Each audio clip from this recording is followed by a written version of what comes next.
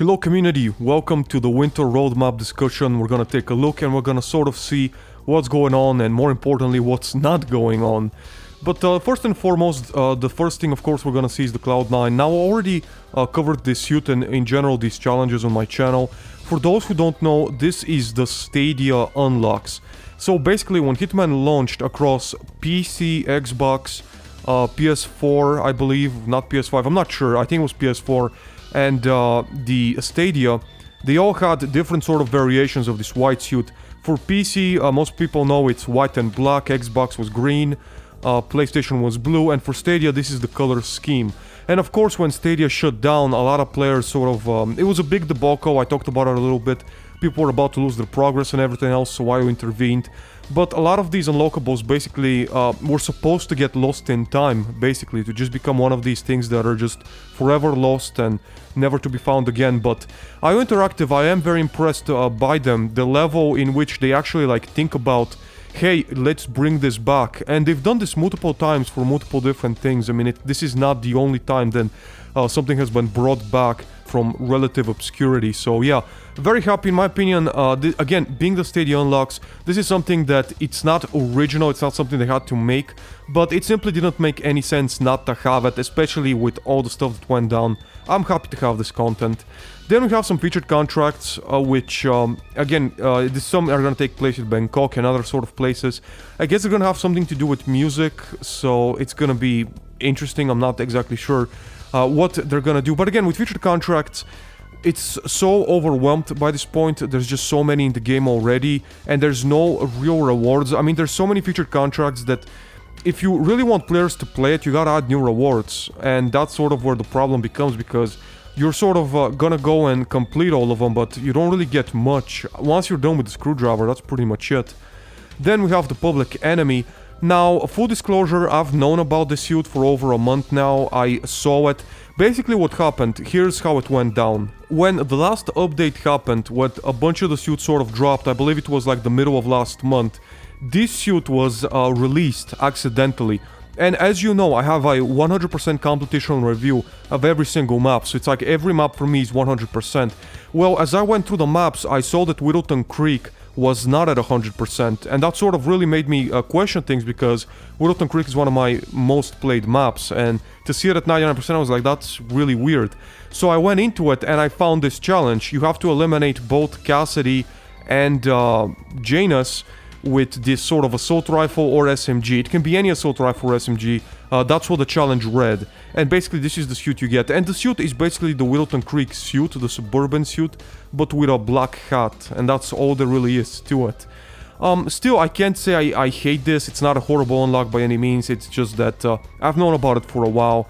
And I will definitely make a guide, because it can be one of those challenges that is very gear dependent, and also very dependent on the approach of how you want to do it. So look out, I will 1000% have a video for this particular challenge, both for players who don't have SMGs and assault rifles unlocked that are silenced, and also for players that do. I'll have two different methods.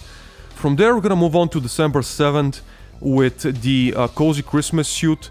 Now for this, it really, again, it's one of those suits that really doesn't fit Agent 47, but it's gonna take place at Holiday Hoarders for December 7th, so I guess it's gonna be another challenge for you to complete. I would have liked it if maybe like the sweater was in black instead of green and it had like some gloves on it. Maybe that's too much on the nose, I don't know, that's just me. Again, style is an opinion, you know, nothing is necessarily right or wrong with this suit, it's just that that's what I would have liked. But it's not a bad suit. I like green, it's my favorite color, it's not a bad looking suit overall. Is it the best fitting for Agent 47? Probably not. But hey, you know, if you're gonna be an assassin that just needs to fit in, you know what I mean, that just needs to sort of get lost in a crowd, an ugly sweater, I mean, it doesn't get easier than this, to just completely get lost. So yeah, maybe it's not a bad unlock. Then from there, we're looking at December plus January content. December 21st will be the return of the Hokkaido Snow Festival. And on December 22nd, we'll have Elusive targets galore.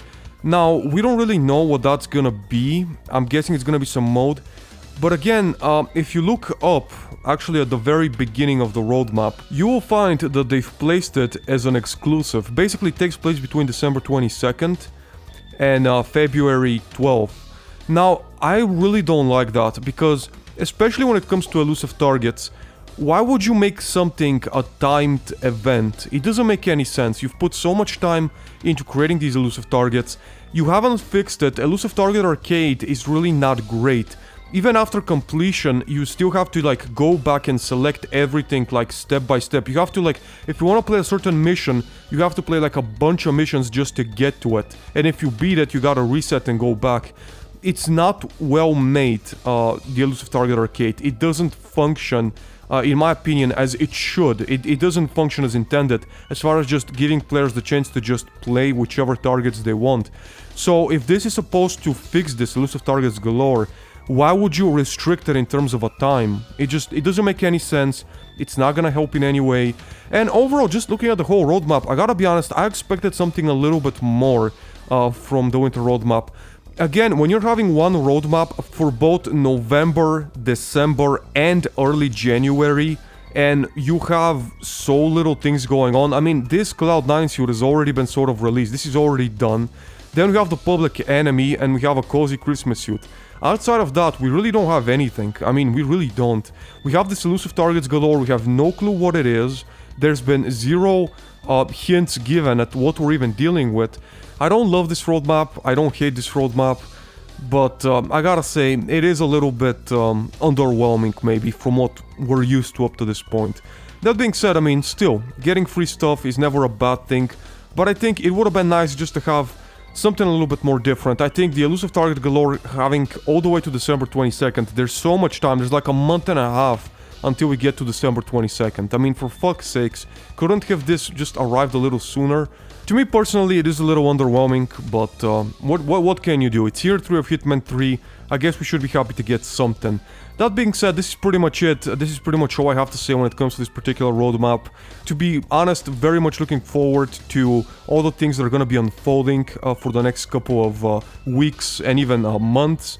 There's quite a few high-profile games that are going to be shown, the next GTA being one of it, of course, in early December, so there's quite a few things to look forward to. It's Christmas season, it's always good, and although, yeah, I mean, this roadmap isn't perfect and it's not exactly what I would have wanted, at the same time, I can't complain too much about it. It's better than nothing, and that's pretty much where we gotta leave it. So yeah, this is very much my opinion.